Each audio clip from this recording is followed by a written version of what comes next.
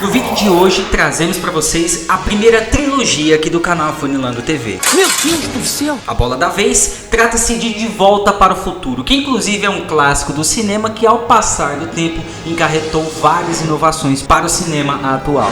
De Volta para o Futuro.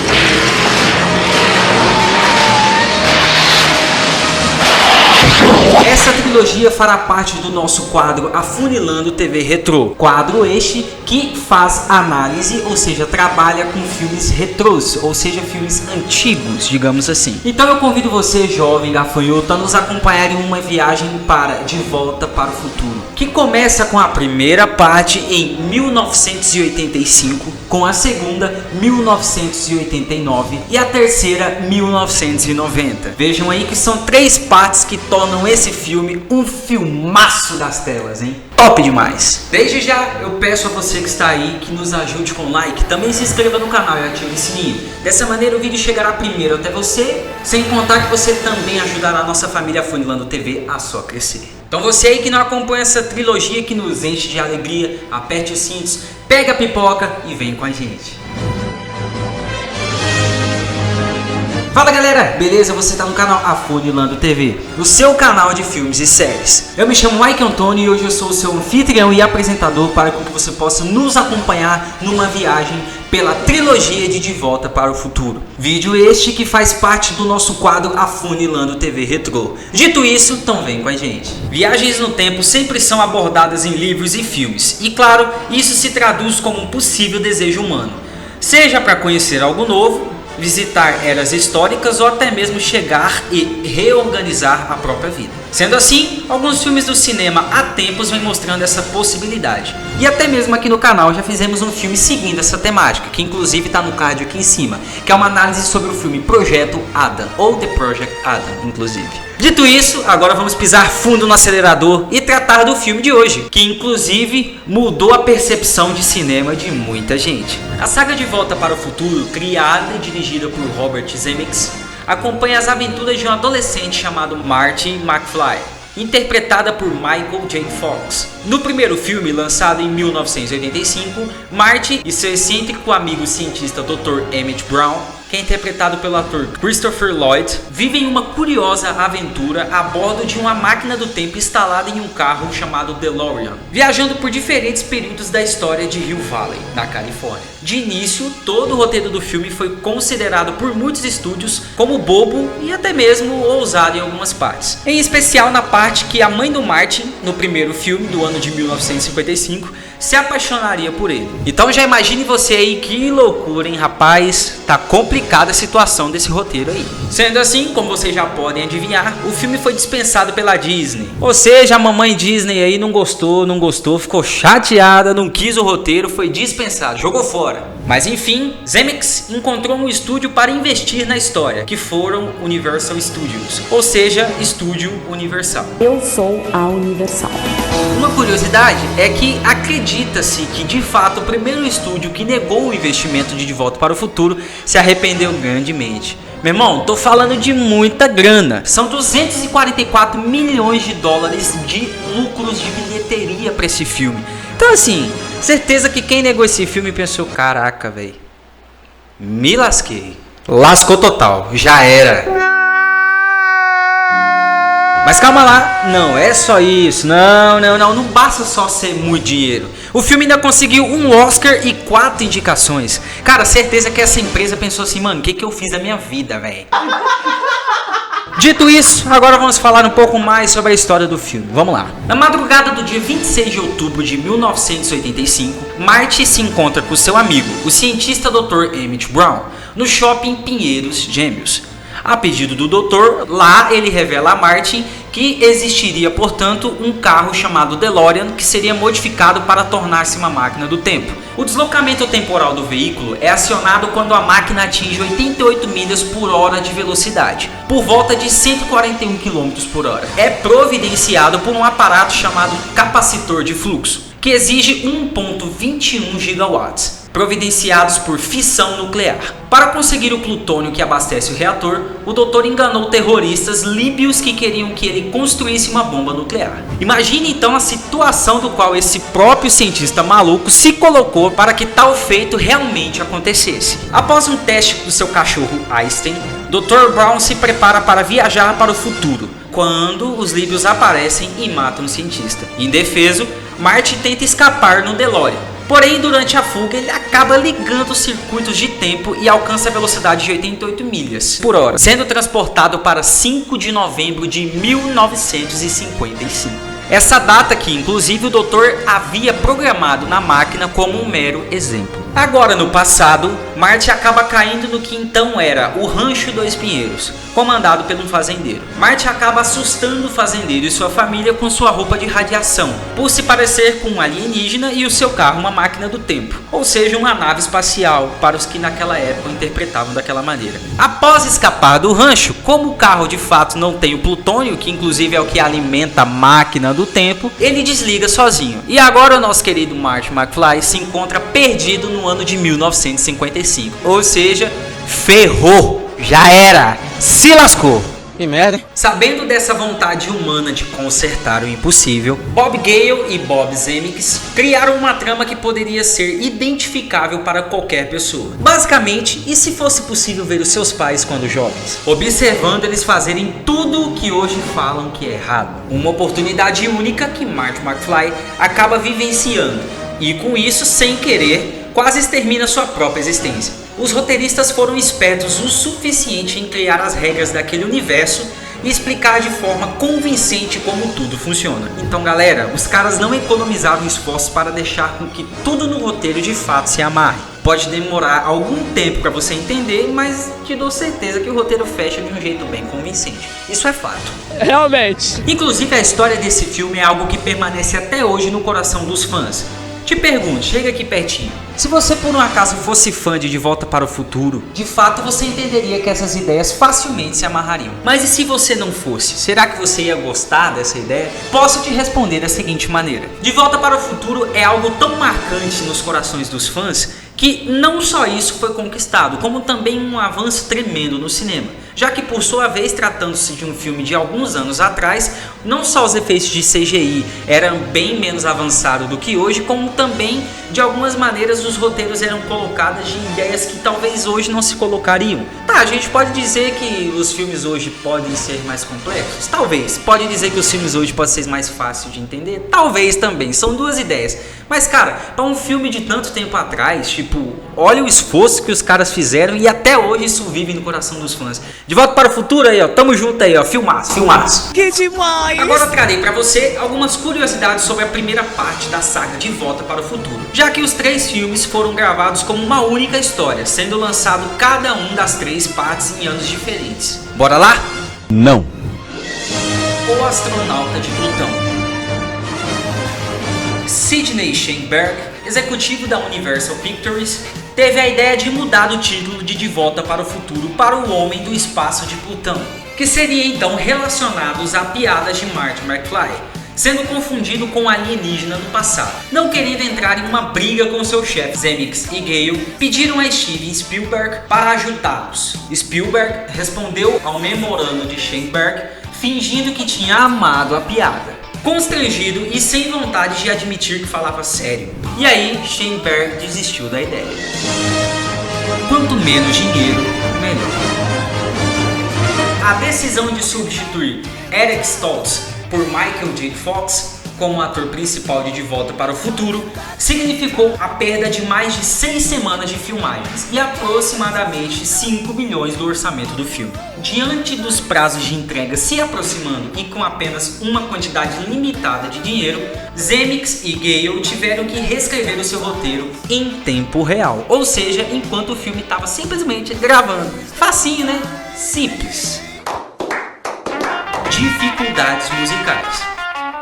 Um dos pontos altos do filme original vem em uma cena onde Marty McFly inaugura a era do rock and roll. Com a sua performance mais do que espetacular, DJ Fox aprendeu a tocar guitarra bem o suficiente para fingir que cantava, Seu canto era na verdade feito por Mark Campbell. O uso da música se mostrou problemático, já que Chuck Berry esperou até o último minuto para dar a luz verde aos direitos de Johnny B. Good. Imagine então você, o tempo rolando, filmagem acontecendo, ator, música, enfim, muita coisa para poder alinhar, e a equipe ali no último minuto ainda tendo que esperar uma diretriz simplesmente aceitar o uso da música. Então é bem complicado porque tudo se torna um pouco mais difícil de concluir. Especialistas em skate. Enquanto Michael J. Fox teve que aprender a tocar guitarra para o filme, o skate não foi um grande problema para ele. Apesar disso, os produtores estavam inclinados em usar dublês. No entanto, encontrar especialistas confiáveis em skate provou ser um problema. Então, Bob Gale decidiu ir a Venice Beach, em Los Angeles, em um domingo para procurar skatistas. Quando viu dois caras fazendo demonstrações, ele os abordou. Ele mal sabia que um dos skatistas era Peter Velinder, campeão europeu de skate. Veja só a sorte desse cara, hein? Rapaz, foi procurar alguém e não só achou alguém simplesmente assim, achou um campeão, né? Meu Deus. Dito essas curiosidades, agora vamos para De Volta para o Futuro 2. De Volta para o Futuro, parte 2. Com o sucesso do primeiro filme, o estúdio Universal encarou a piada como uma ótima oportunidade de fazer mais dinheiro nas bilheterias, dando assim sinal verde para uma continuação. Desta forma surgiu não uma, mas duas sequências filmadas simultaneamente, que inclusive era uma novidade da época, e lançadas com apenas 6 meses de intervalo. De Volta para o Futuro 2 estreou em novembro de 1989, 4 anos depois do original, continuando de onde o outro parou as aventuras de Marty McFly e Dr. Brown. Segundo os roteiristas Bob Gale e Bob Zemeckis, nunca foi a intenção levar a história para o futuro, simplesmente pelo fato de ser dificílimo acertar o que vai acontecer. Por isso os dois resolveram extrapolar quando tiveram de seguir a piada do original e enviar os personagens para 2015. Pessoal, estamos falando de um filme que agora nesta fase, nesse tempo, está tratando de 30 anos à frente do primeiro filme. Marty McFly vai ao futuro para salvar sua família do colapso total, prevenindo o filho de ser preso ao se envolver com uma tramóia ilegal. Enquanto participa do plano bolado por Dr. Brown, Marty compra um almanaque que revela o resultado de várias modalidades esportivas até o ano de 2000, pensando em fazer fortuna. A alegria dura pouco, pois o doutor não permite que o amigo siga com esta ideia, já que a máquina do tempo não foi criada para ganhos monetários. E aí galera, você continua assistindo De Volta para o Futuro 2, e aí você consegue acompanhar o que acontece no desenrolar dessa segunda história. Agora vamos trazer alguns dados mais importantes sobre esse segundo filme, vamos lá. Ainda que tenham tomado várias precauções para que a visita ao filme original fosse perfeita, a ausência de Claudia Wells como Jennifer Parker, substituída por Elizabeth Shue, e Crispin Glover como George McFly, ora substituído por Jeffrey Reisman, ora aparecendo com imagens de arquivo, que essas imagens renderam um processo para o Universal por não ter sido permitidas de ser utilizadas pelo ator. Acabaram por minar o sucesso da tentativa. De qualquer outra forma, nada que estrague a diversão. Sendo assim, mais um detalhe perceptível para nós, fãs de Volta para o Futuro, né? E também para o público em geral. Agora vamos ver algumas curiosidades de Volta para o Futuro 2. A família de McFly. Além de interpretar o personagem Marty McFly, o ator Michael J. Fox ainda interpretou os dois filhos de Marty McFly Jr. e Marlene McFly. O interessante é saber que nesta ideia, mesmo nós enquanto espectador vendo que é o mesmo ator, ou seja, o mesmo ator principal, cá entre nós aqui, essa ideia de poder o mesmo ator interpretar outros personagens é muito legal. Até mesmo podemos considerar inovador da época, e trata-se de um filme de há muito tempo atrás. Pessoal, isso hoje em dia pode ser visto como brega por muita gente. Eu acho incrível. Parabéns!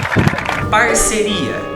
Este é o segundo de 4 filmes em que o diretor Robert Zemeckis e o ator Michael J. Fox trabalham juntos. Os demais foram De Volta para o Futuro 1985, De Volta para o Futuro 3, 1990 e Os Fantasmas de Scrooge, de 2009.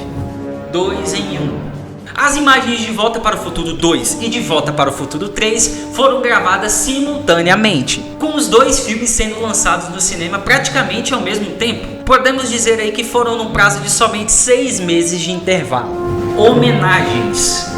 Em De Volta para o Futuro 2, Um cinema do futuro anuncia o lançamento de Tubarão 19. Dirigido por Max Spielberg. Steven Spielberg, um dos produtores executivos do filme, realmente tem um filho chamado Max. Quando Marty McFly chega em 2015, ele olha pela vitrine de uma loja de antiguidade e lá vê uma jaqueta que ele mesmo usava em 1985. Um boneco do personagem Roger Rabbit e um jogo de Nintendo baseado no filme Tubarão, de 1975. Trata-se de uma homenagem ao grande sucesso de Steven Spielberg e uma cilada para Roger Rabbit, em 1988, dirigido pelo próprio Robert Zemeckis. Com efeitos visuais ainda melhor do que o original e montanhas russas que sinceramente podem alternar quando você menos espera, De Volta para o Futuro 2 é um clássico exemplar mais sombrio do meio de uma trilogia. Pode não ser tão bom quanto o original, mas possui muitas qualidades que o deixam muito próximo. O seu final é em aberto, com o desfecho das aventuras de Marty e Dr. Brown acontecendo em De Volta para o Futuro 3, na realidade de um faroeste bem louco e cômico. Diz a lenda que Robert Zemeckis não se aguentava de ansiedade para gravar a terceira parte de Volta para o Futuro, tendo em vista que as duas foram um sucesso tremendo. E em seus sonhos, só o que ele via é fazer um filme baseado numa ideia de Velho Oeste, faroeste, parada ali, enfim, coisas relacionadas a esse tipo aí. Dizem, inclusive, que tal sucesso nesse filme se dá pela ideia ansiosa e frenética que o próprio roteirista teve ao lançamento do filme. De acordo com essa teoria, Zemeckis queria acabar logo de filmá-lo para iniciar o próximo. Se isso é verdade, eu já não sei. De Volta para o Futuro 3 é o mais lento dos três filmes. É devido ao fato de Zemeckis não querer mais terminar? Não sei. Vai que o cara é fanático pelo filme. Ele falou, olha, quero muito. Pra ser sincero, se tivesse até o De Volta para o Futuro 20, eu ia querer conferir. Você ia querer conferir? De Volta para o Futuro 20? Óbvio. Todo mundo ia querer De Volta para o Futuro 20. Eu ia querer muito. Óbvio. No final do filme passado, Marty havia ficado preso em 1955. Sua única esperança era uma carta recebida por Dr. Brown, comunicando que este agora vivia em 1885, ou seja, no Velho Oeste. As ordens são claras, o rapaz deve consertar a máquina do tempo com a ajuda do Dr. Brown de 1955 e ir diretamente para o seu ano de origem, 1985. No entanto, nosso querido Marty McFly descobre que o Dr. Brown, daquela época da qual escreveu a carta, teria supostamente sido assassinado. E aí o coração daquele jovem ali, louco nas viagens do tempo, não se aguenta e tem que ir lá poder salvar o doutor. Dá-lhe aí um terceiro filme e o diretor Zemeckis está ali pulando de alegria, porque além de haver com De Volta para o Futuro 3, também tem a ver com o Velho Oeste. Tá aí um prato cheio. Mas vamos lá, supostamente ele seria assassinado pelo pistoleiro Buford Tunney, antepassado de, adivinhem, o Biff, que sempre ali é o meio vilão da história, compreende? Apenas 7 dias após escrever a tal carta, ele seria assassinado apenas 7 dias depois de escrever aquela carta que o Marty recebeu, entendeu? Teve esse jogo de cintura. Entendeu? Eu não entendi o que ele falou. Assim, Marty resolve voltar ainda mais no tempo para salvar o nosso querido Dr. Brown. Já em 1885, diversas coisas irão supostamente acontecer. Marty encontra o seu tataravô, criança, nenenzinho, bebê, ali ó, mano, entendeu? De colo ali, velho. Aí tem outros BO que acontecem também no meio desse caminho. Por exemplo, o Dr. Brown, que era o doutor que escreveu a carta e agora o Martin tinha que ler e poder voltar a 1985. Na verdade, o doutor do qual escreveu a carta, ele se apaixona por uma mulher, aquela mesma que vai ocasionar... Ai, cale-se, você me deixa... Não!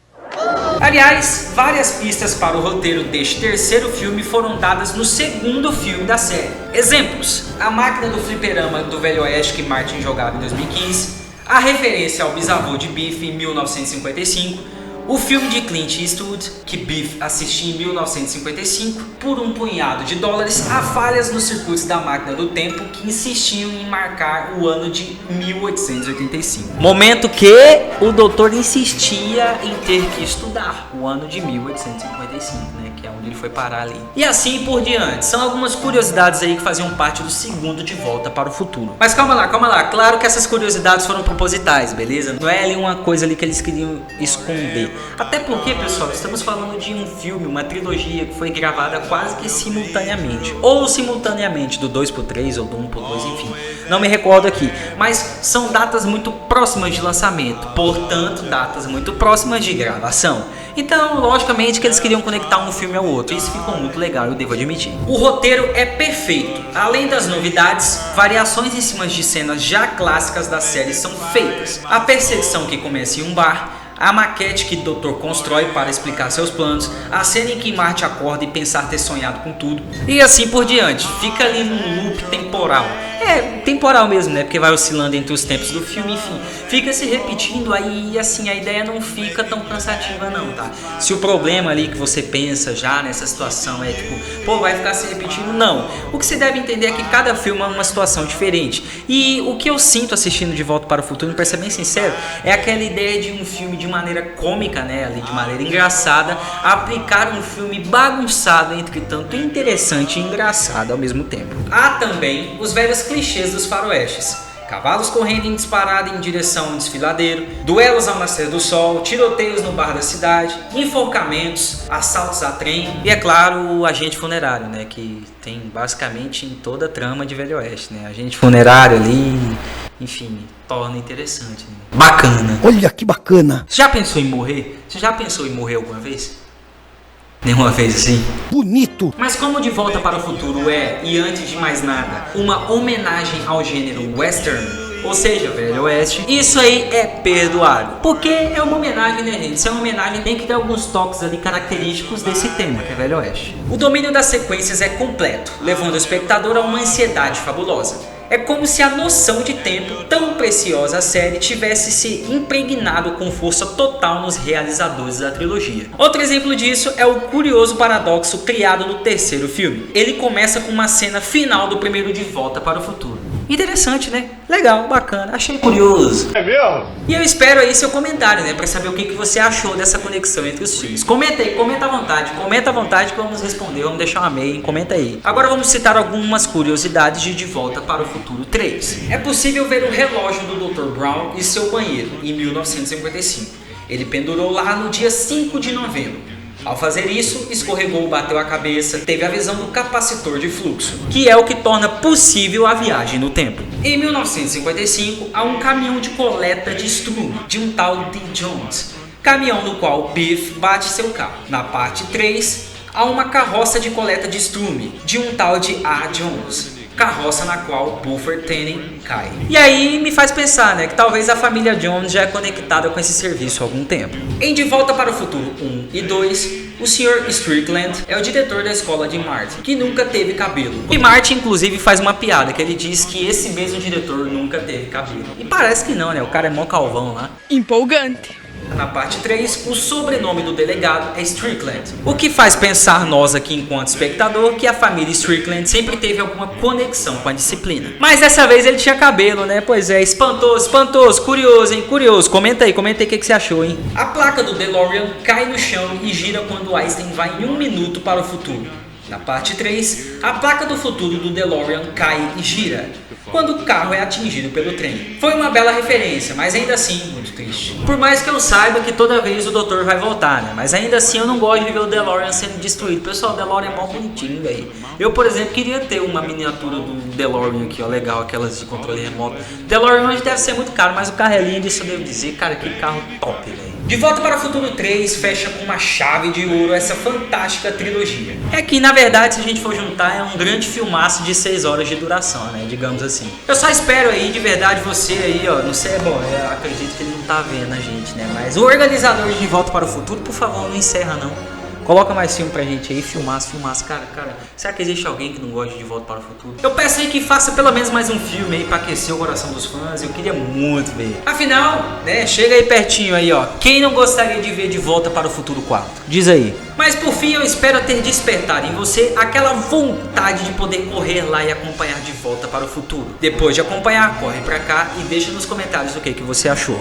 Por fim eu quero agradecer você que fica ao final de todos os nossos vídeos. Já contribua com like, se inscreva no canal, ative o sininho, dessa maneira você ficará por dentro de todas as novidades no canal. Este quadro no qual foi apresentado hoje é a Funilando TV Retrô. Tem algum palpite de algum filme, alguma ideia? Deixa nos comentários que vamos acompanhar. Você tá no canal Funilando TV, o seu canal de filmes e séries. Eu me chamo Mike Antônio Antônio, eu fui o seu anfitrião e apresentador que você acompanhou numa análise da trilogia De Volta para o Futuro 3. No mais, até o próximo vídeo. Valeu, galera. Valeu. Falou!